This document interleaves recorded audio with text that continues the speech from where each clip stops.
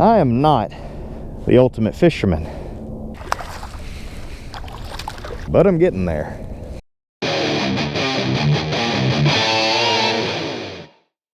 It is so cold.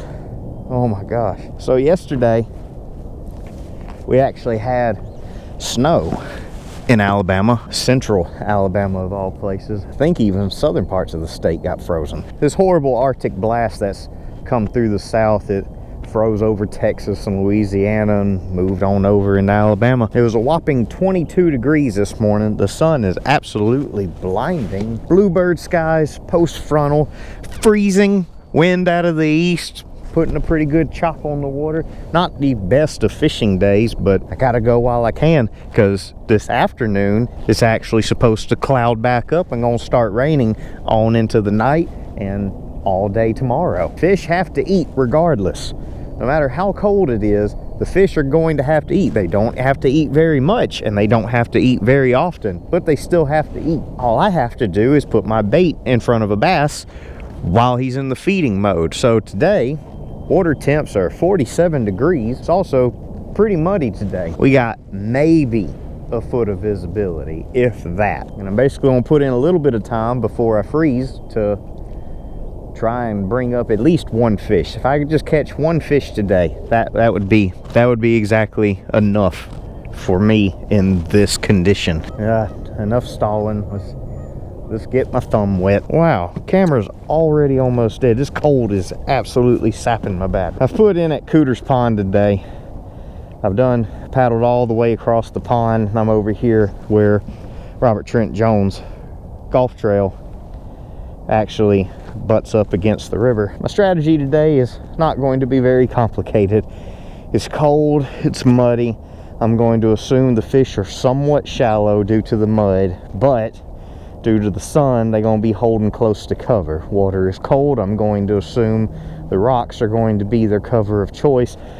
Water's actually up a little bit because right now all the dams above us on the Alabama River system are churning water. Walter Bolden is running, Jordan's running full slam, and Thurlow is currently pushing water. So those are all three dams that feed the Alabama River, and all of them are dumping water into it. So the current is absolutely roaring out there on the river. So I had considered going downstream and going into some backwaters, and I mean, we still might, because I'm pretty sure that water is warmer, but I don't want to have to fight that current. So we've come out here to the backside of Cooter's Pond. We're out of the current. As you can see, the wind is moving a pretty good bit out of the east, so we got a bit of chop on the water. I'm going to try to be positive today. So to begin with, I'm going to start off with a square bill crankbait in a crawl pattern, trying to find those fish getting on that good old pre-spawn pattern. I imagine it's way too early for pre-spawn, especially with this amazing Arctic blast that came through. But as I said, we're dealing with about a foot of visibility, give or take. Mostly take. So I'm gonna start off with this square bill, just trying to find any possible active fish, because I'd rather catch those first and be done with it. So cold.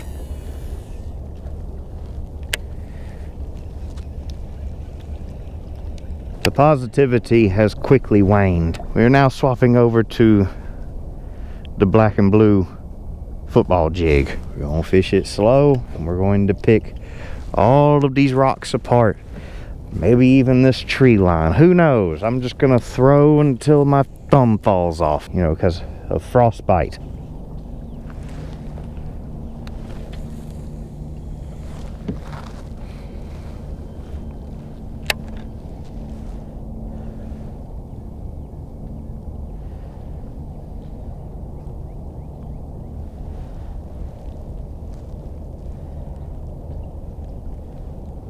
Spot number one yielded nothing. What a shock. So we're gonna move on around to the next rock pile.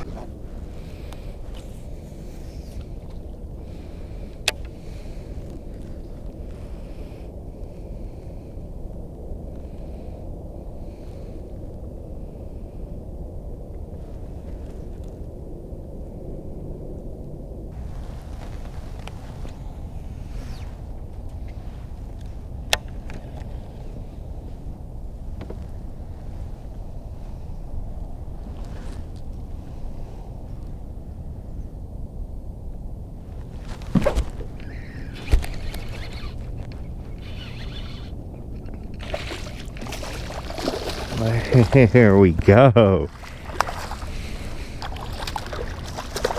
That's what I'm talking about. And just like that, I'm all warm. Oh, body temp rising. Oh, thank you, fish. That's not bad. Oh, it feels good that it worked. Look at that strategy. My strategy worked. I really didn't think it was going to work here because these rocks are in the shade. So I'm like, what kind of sun or warmth could they be getting over here? Give me my jig. He broke my jig, but that's fine. Look at that. Look, that's a good one. That's a good largemouth. Nice.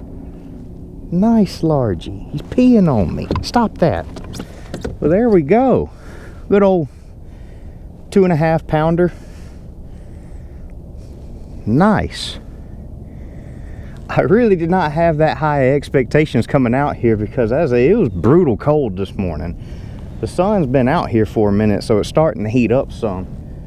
But yeah, got it done. As I said, this is good enough for me for the day. I'm gonna fish a little bit longer, but if I don't catch anything else, this was worth it. All right, Mr. Largemouth. I appreciate you for your time. I know you are super cold, as am I. Hand hurts putting it in this water right now. But I greatly appreciate you so much.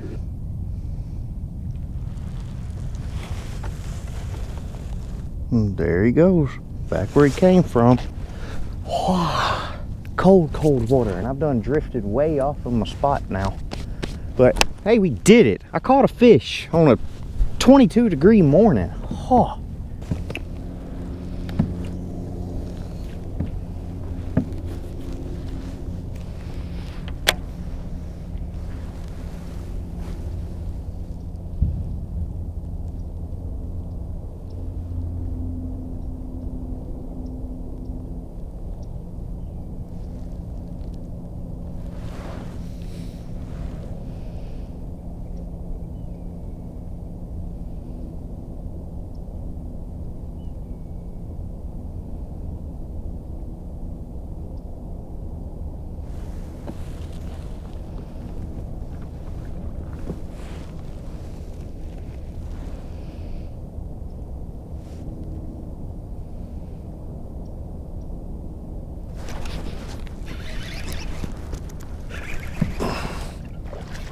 Yeah, I don't know how much of that y'all got to see because my camera died literally as I was going to lift the fish into the kayak, so not really sure when it cut off. So anyway, there's fish number 2 of the day. We're absolutely killing it.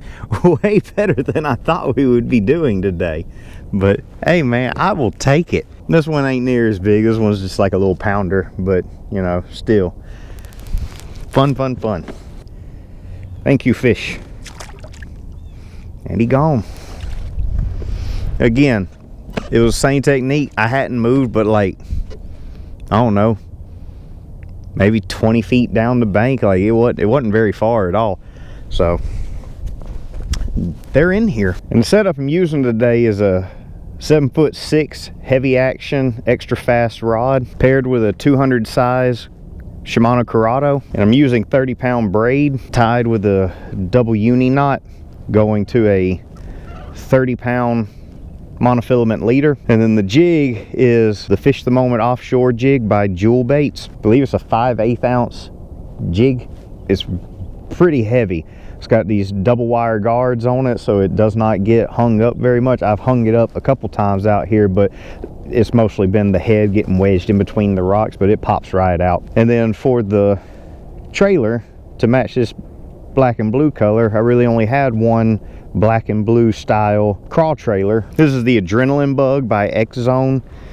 It's a very slim profile, doesn't do a whole lot of flapping and getting around. It's not like a Rage Claw or nothing like that, but it's also made with floating plastic, so when this sits on the bottom, the little fins kind of stick up in the air, so a good presentation apparently. And again, all I'm doing is I'm tossing it up there up near the edge, And I said, this slopes down pretty good. The water's actually high right now from all the rain that we've had recently. And so it's a pretty steep little drop, and it's just rocks all the way down that riprap. And all I'm doing is I'm tossing it up there, and then I'm slowly doing a real slow sweep to the side. So I'm feeling it as it crawls over the top of every single rock, and occasionally every little limb, because you'll feel it kind of sliding against the line, and that usually is what I end up setting the hook on. That's not a fish, because I feel it grazing that branch and I'm like, something different, and I set the crap out of the hook.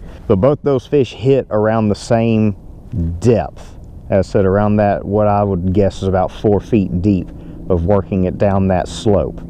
That says the second fish hit here, first fish hit right over there. So it was not very much water covered before I hooked into another one.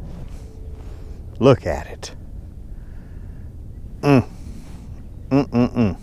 Not a single person on the river this morning, except one. Everybody decided, I'm gonna stay warm today. I'm gonna stay home, and I'm going to enjoy the warmth of my house and my blankets and my bed. You know who else enjoys blankets? Big old babies, that's who. 22-degree weather this morning. Only one man was brave enough, nay, strong enough to handle these conditions. And he came out and he conquered. I mean, we only caught 2 fish, and the biggest one was only 2.5 pounds, but regardless, mission accomplished. We came out and we caught some fish on a very, very cold, terrible bluebird sky, windy day. I chose this spot for a reason. It's mostly river, and the river was raging. That eliminated so much water. So even with the remaining water, it was super easy to narrow down that if the water is cold, they're gonna go where they can pick up some heat. The water was the same temperature all the way across as I paddled out there. 100% it was the rock. The rock catches the heat from the sun, and then it radiates throughout the day, making that spot right up against the rock the warmest spot that you can find. On top of that, rock naturally attracts bait, in this case crawfish. Fish aren't always deep in the wintertime. They do exist up shallow year round, but specifically when the water is dirty, how it was today, they're going to move up shallow in pretty decent numbers actually. So it's a process of eliminating water, picking different qualities that mesh together to create one decent fishing trip. And I'm sure there's going to be a lot more of this. There's going to be a lot worse situations that I'm going to have to deal with. I'm sure a lot of people up north just they wipe their nose at 22 degrees. That's just nothing. And I get it. I know that on the journey to become the ultimate fisherman, I'm going to have to deal with a lot, and a lot worse than this. But until then, y'all have a good one. Ugh.